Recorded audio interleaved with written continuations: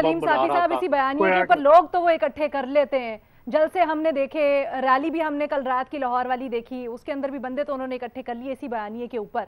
गो कि यहाँ पे मैं डिस्क्लेमर दोबारा ये देती चलूँ कि हम ये जो सवाल कर रहे हैं मुदाखलत या साजिश वाला, ये हम उसी स्टैंडर्ड के ऊपर कर रहे हैं जो साबिक वजीर आज़म ने सेट किया दूसरों के लिए, तो आज इसके ऊपर हम उसको परख रहे हैं। सलीम साफी साहब, देखिए, एक तो ये लोगों को इकट्ठा करने का जो पैमाना है ना, आप कल शाहिद अफरीदी का मैं अनाउंस करता हूँ कि जी वो मर्दान या पेशावर में आएंगे और वहाँ पे लोगों से मिलेंगे बग़ैर किसी उसके, मैं देखता हूँ या शुएब अख्तर का मैं नाम दे देता हूँ तो आप देख लेंगे कि कितने लोग वहाँ पे जमा होते हैं।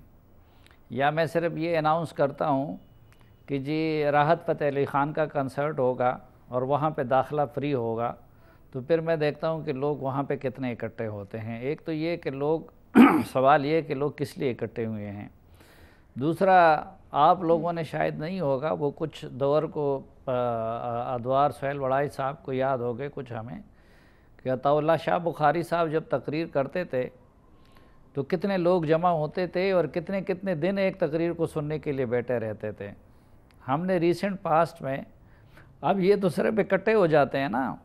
मौलाना सूफी मोहम्मद के हुक्म पे न सिर्फ इकट्ठे हो गए, हज़ारों की तादाद में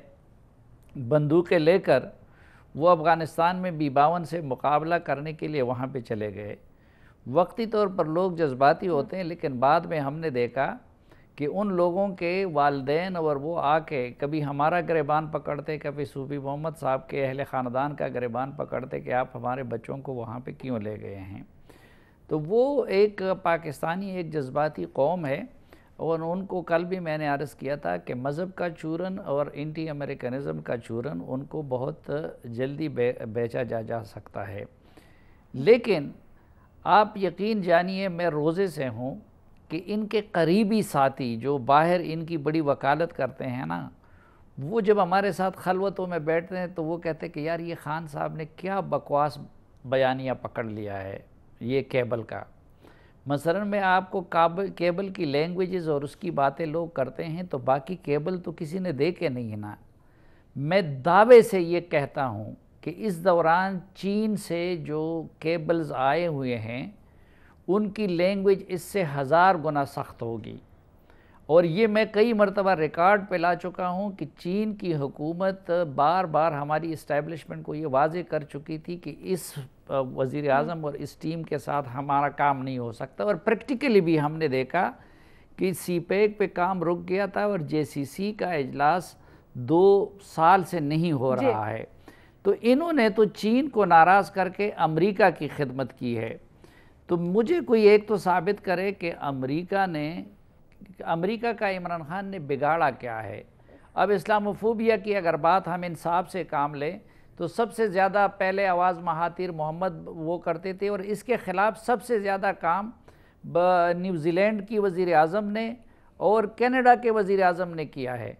क्योंकि ये इस्लामोफोबिया ख़ुद उन ममालिक के अंदर भी उनके लिए लॉ एंड ऑर्डर का मसला वो बन जाता है। सर लेकिन तो ये वो चूरन बेचना चाहते हैं और मैं इसलिए की टीम ने नहीं सर क्रेडिट तो देना चाहिए साफी साहब, मुकदमा पेश करना मुकदमा गढ़ना और पेश करना वो मैकियावेली के पैरोकार हैं, उनको रेगुलर पढ़ते हैं। इसमें इमरान खान साहब बहरहाल खराज तहसीन के मुस्तहिक है कि वो झूठ को इस तरह बयान करके पेश करते हैं कि मुखातिब पुकार उठता है कि सच है तो बस यही है, ये उनका कमाल है। लेकिन